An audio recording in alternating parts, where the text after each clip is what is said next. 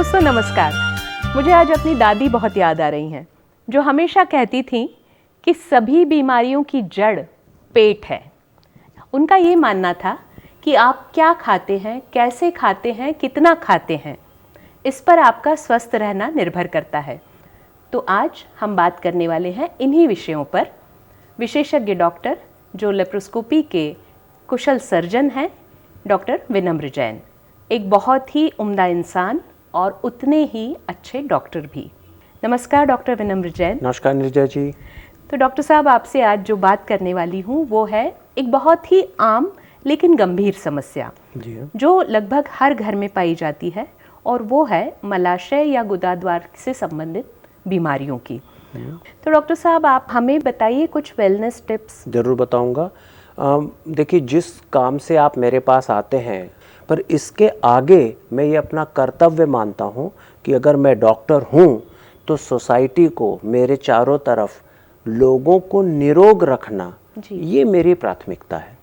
और ये जो आपने कहा बताने की बात, वो वही है कि ज़्यादातर बीमारियाँ लाइफस्टाइल रिलेटेड है। बिल्कुल। तो अगर मैं लाइफस्टाइल के बारे में उन्हें बताऊं, समझाऊं, और अगर उन्हें वो अगर अपनी लाइफस्टाइल अच्छी रखें तो शायद उन्हें ना बीमारी होगी, ना मेरी ज़रूरत पड़ेगी। ये एक बहुत अच्छी बात है आपकी।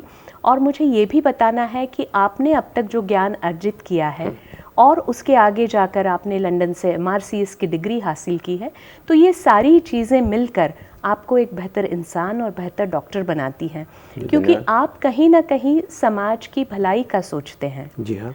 तो ये एक बहुत ही उम्दा सी बात है, जिसके लिए आपको निश्चित रूप से मैं बधाई देना चाहती हूँ। तो काफ़ी सारी बीमारियाँ होती हैं इसमें। तो मैंने जो आमतौर पर लोगों को कहते सुना है, जिस किसी को इस तरह की बीमारियाँ होती हैं तो वो कहते हैं हमें पाइल्स हो गया है। तो क्या ये सारी बीमारियों का नाम एक ही है? उनका पाइल्स कहना, हाँ। मरीज आता है, हाँ। क्या मदद करूं मैं आपकी? साहब, हमें पाइल्स हो गया है। मैं मुस्कुरा के कहता हूं, पर ये तो मेरा काम है बताना, आप अपनी तकलीफ बताएं। एक तरह से कहा जाए कि उनका ये कहना पाइल्स हो गया है मतलब हमको एनल प्रॉब्लम है। अच्छा, उन सारी समस्याओं का एक वर्ड बन गया, साहब हमें पाइल्स हो गया है। जी। खैर, तो पाइल्स जो हो गया, आपने सही प्रश्न पूछा कि पाइल्स हो गया मतलब कि एनल प्रॉब्लम, मतलब मल मार्ग की समस्या हो गई है। अमूमनतः ये 3-4 चीजें इसमें मुख्यतः हम पाते हैं, देखते हैं। पहला कि एनल पेन, टट्टी करने के बाद, लैट्रिन के बाद दर्द होना, जलन होना, एनल एरिया में गुदा मार्ग या मल मार्ग के चारों तरफ में खुजली होना, शौच के वक्त में मल मार्ग में चारों तरफ में या कुछ हिस्सों में मांस हाथ में आना, प्रोलैप्स जी। एंड सबसे सीरियस बात है, मल मार्ग से लैट्रिन के वक्त ब्लीडिंग, ब्लड निकलना। ये मोस्ट कॉमन सिम्टम्स हैं जिसे मरीज इन सभी को घुमाकर एक बनाकर पाइल्स बनाकर आता है। जी। तो यानी पाइल्स किसी एक पर्टिकुलर बीमारी का नाम है। जी हाँ। एक अवस्था का नाम है। बिल्कुल। और उसकी जो अलग अलग, जो आपने अभी सिम्टम्स बताए, जो लक्षण बताए, वो अलग अलग बीमारियों के लक्षण हैं। जी हाँ, बिल्कुल। जो इस मार्ग से या इस अंग से संबंधित जी।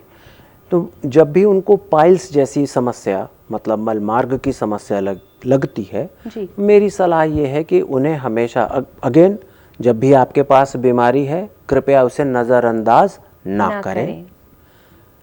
कृपया किसी सर्जन डॉक्टर को जरूर दिखाएं।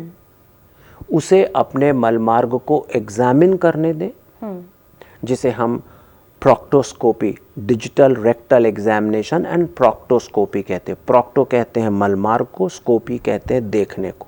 एक ये सिंपल सा एग्जामिनेशन है जो OPD जहाँ पर आप जाते हैं दिखाने, ये उसी जगह पर हो जाता है। PR प्रोक्टोस्कोपी होने दें। PR प्रोक्टोस्कोपी करने के बाद सर्जन को ये दायित्व दें कि वो आपको गाइड करे और बताए कि जिसे आप पाइल समझते हैं वस्तुतः वो बीमारी क्या है।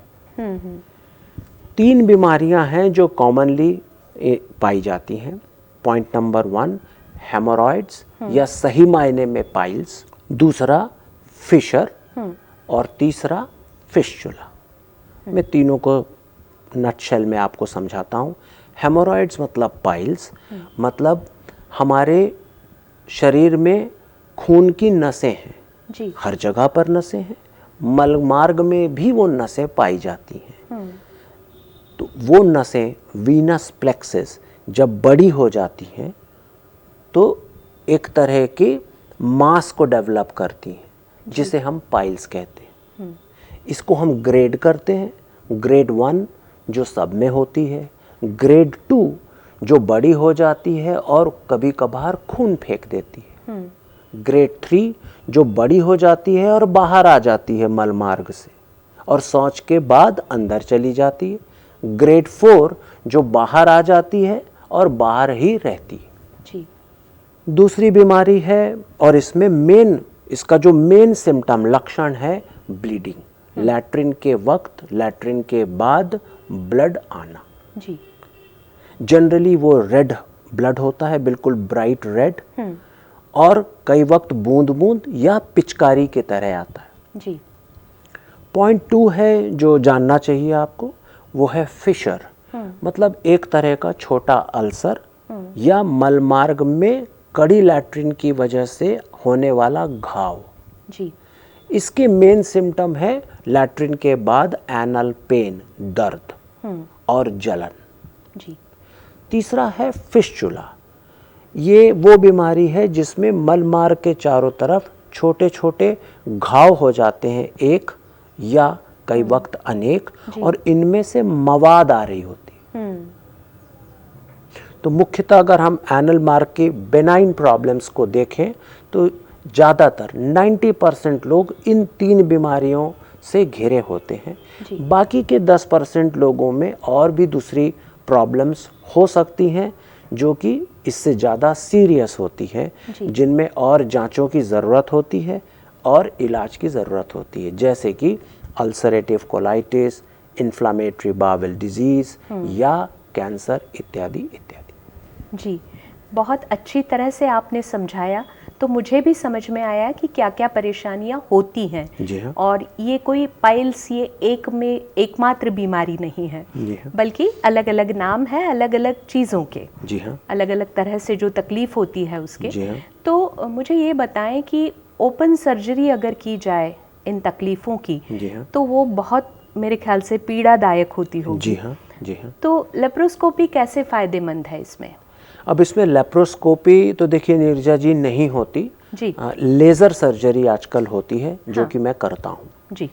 लेज़र सर्जरी अगेन वही सर्जरी के सिद्धांत और टेक्निक्स हैं जिनमें हम वहाँ पर टिश्यू जो भी हमको काम करना है, हम सिर्फ अपना काम उतने एरिया तक ही करते हैं, बाकी के एरिया को छेड़छाड़ नहीं करते, बाकी के एरियाज में हानि नहीं पहुँचाते।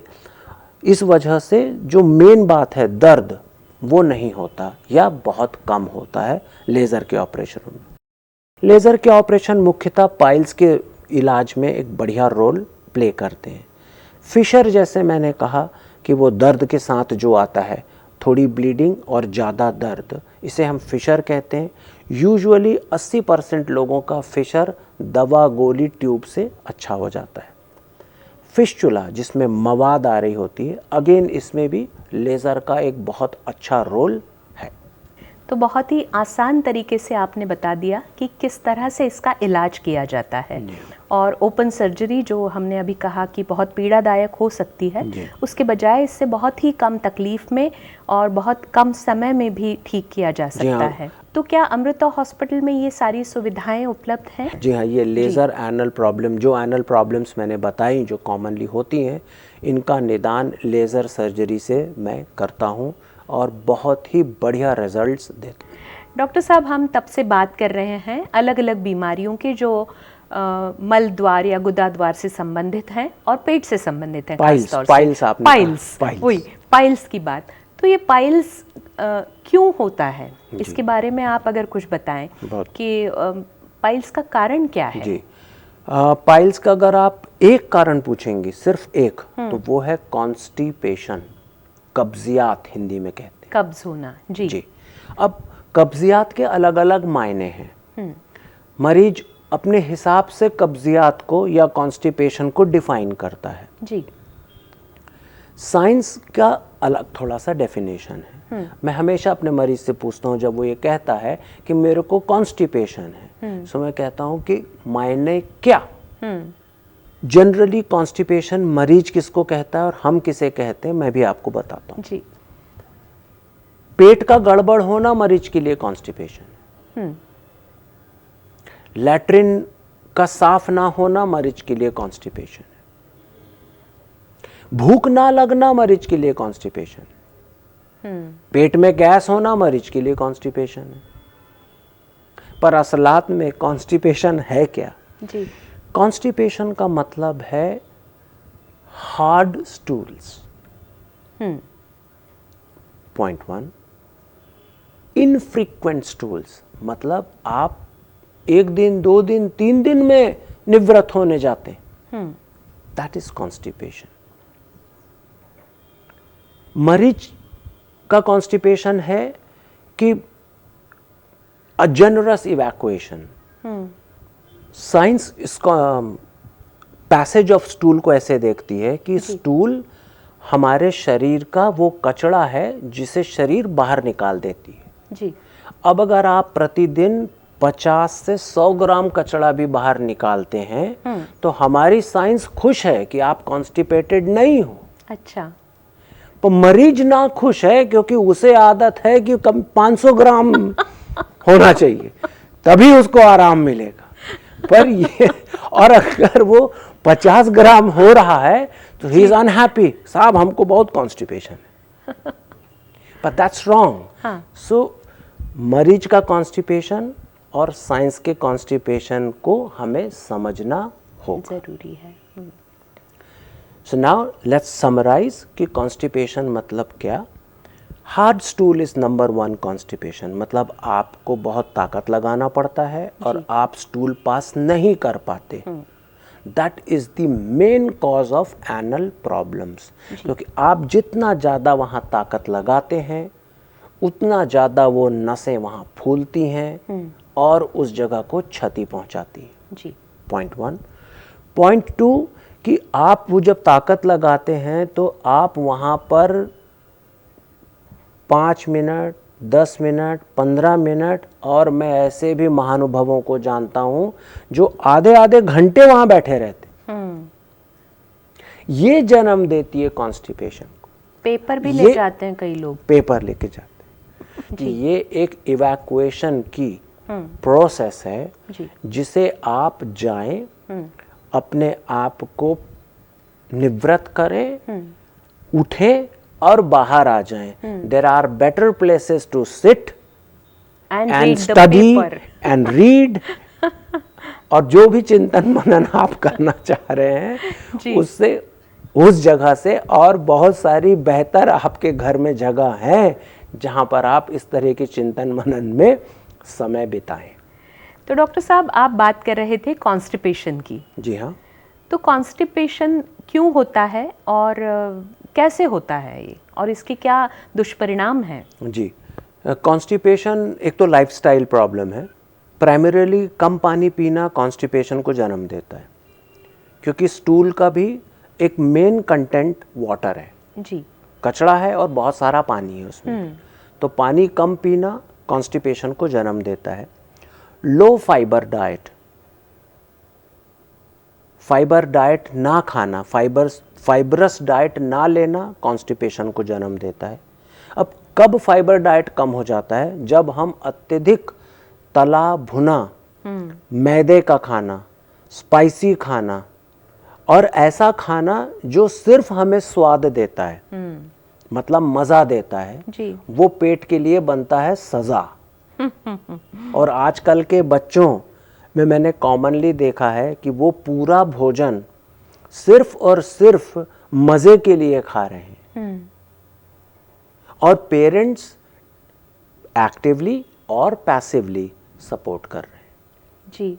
तो पेरेंट्स को भी ये समझना होगा और वो बच्चों को भी समझना होगा कि हमें जंक फूड से बचना है, हमें मैदेदार खाना, स्पाइसी खाना, ये Maggi, momo, burger, pizza, dosa, samosa, chaat, फुल्की, वड़ा पाव, इनसे थोड़ा दूर रहना।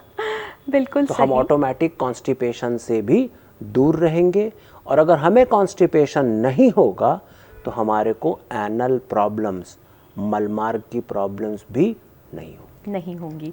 एक बात और पूछना चाहती हूँ, आपने कहा कि खाना कौन सा नहीं खाना चाहिए, तो ये भी खाने का तरीका भी कहीं ना कहीं महत्वपूर्ण है।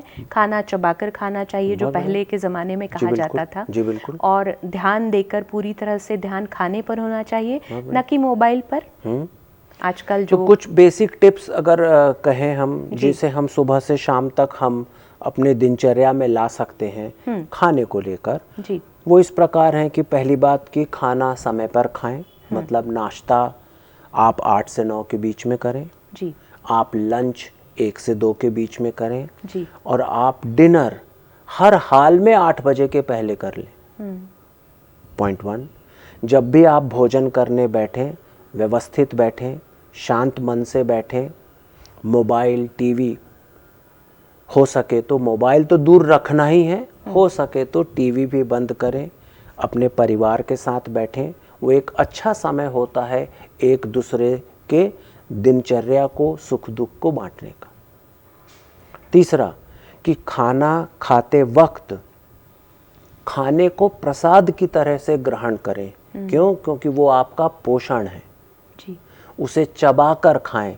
36 बार चबाना तो हमारे आयुर्वेदिक साइंस में कब से बताया जा रहा है, हमारी साइंस ने उसको और बढ़ा दिया है, 60 बार चबाओ। मैं उसको ऐसे कहता हूँ कि भाई ये जो चक्की मिली है तुमको, हाँ। ये दांत क्या है? जी। खाने की चक्की है। हाँ। अच्छे से पीसो ना खाना। जितना अच्छा आप खाने को पीसोगे उतना सरलता से पचाओगे, तो कॉन्स्टिपेशन से दूर रहोगे। बिल्कुल। चौथा कि खाने के समय पानी पीने को अवॉइड करें, खाने के बाद पिएं। खाने को एंजॉय करने के लिए खाने की खुशबू, खाने का कलर, खाने का टेस्ट, खाने का ओवरऑल जायका, इस पे भी अपना फोकस लेके जाएं। अगर आप मोबाइल देखते हुए खाएंगे तो आपको पता ही नहीं चलेगा कि आप खा क्या रहे हैं। जी। आपके खाने में एक अच्छा फाइबर कंटेंट होना चाहिए, जिसे हम हाई फाइबर डाइट कहते हैं। जैसे कि आटे में चोखर डला हो, आपके पास बीजेदार सब्जियां हों, जी। आपके पास फल हो, आपके पास रेशेदार फल और सब्जियों की मात्रा ज़्यादा हो। जी। आप सलाद नियमित रूप से खाएं। अंकुरित चना, मूंग दाल, ये हाई फाइबर हैं। जिन्हें कॉन्स्टिपेशन की प्रॉब्लम है, मतलब हार्ड स्टूल या फ्रीक्वेंट स्टूल नहीं करते, उनके लिए विशेषकर कि रात में सोते वक्त वो अंजीर ले सकते हैं। बहुत बढ़िया एक नेचुरल लग्जेटिव है। और खाने को एंजॉय करें। सबसे बड़ी बात तो यही है कि खाने को एंजॉय करें, सबके साथ बैठकर खाएं। और एक बात आपकी मुझे बहुत अच्छी लगी कि उस भोजन को प्रसाद की तरह ग्रहण करें। जब आप किसी भी चीज़ में ईश्वर को देखते हैं तो अपने आप आपका शरीर भी उसी रूप से उसका प्रतिसाद देने लगता है और आपका मन भी खुश हो जाता है। तो मित्रों, मुझे लगता है कि आज के इस एपिसोड को देखने के बाद शायद ही किसी को ये परेशानियाँ तकलीफ़ दें। तो इन बातों का ध्यान रखें। जब भी खाना खाएं, स्वस्थ चित्त से, प्रसन्न मन से, सबके साथ बैठकर 60 बार चबाकर खाएं। एक एक कौर जो मुंह में जाता है उसे प्रसाद की भांति ग्रहण करें, तो आप एक अच्छी स्वस्थ ज़िंदगी जी सकते हैं और इस तरह की जो परेशानियां हैं उनसे हमेशा के लिए दूर रह सकते हैं। और आपकी जो आयु है उसमें भी वृद्धि हो सकती है, क्योंकि कोई बीमारी नहीं होगी, आप स्वस्थ रहेंगे तो निश्चित रूप से आपकी आयु और आपकी ऊर्जा भी बढ़ती रहेगी। तो डॉक्टर विनम्र जैन, आज आपसे बात करके बहुत सारी चीज़ें पता लगी हैं। बहुत अच्छी अच्छी टिप्स आपने आज हमें दी जो पाचन तंत्र से संबंधित हैं, और मुझे लगता है कि हम में से हर कोई इस चीज़ को फॉलो करेगा तो बहुत अच्छा लगा आपसे बात करके। और दोस्तों, हमारे पास विशेषज्ञ डॉक्टर हैं और अमृता हॉस्पिटल जो है शहडोल मध्य प्रदेश में एक बहुत ही सुसज्ज हॉस्पिटल है, बहुत अच्छा हॉस्पिटल है जहां सारी सुविधाएं हैं और डॉक्टर विनम्र जैन जैसे डॉक्टर हमारे साथ मौजूद हैं। तो डर किस बात का, डॉक्टर से सलाह लीजिए और स्वस्थ रहिए। नमस्कार।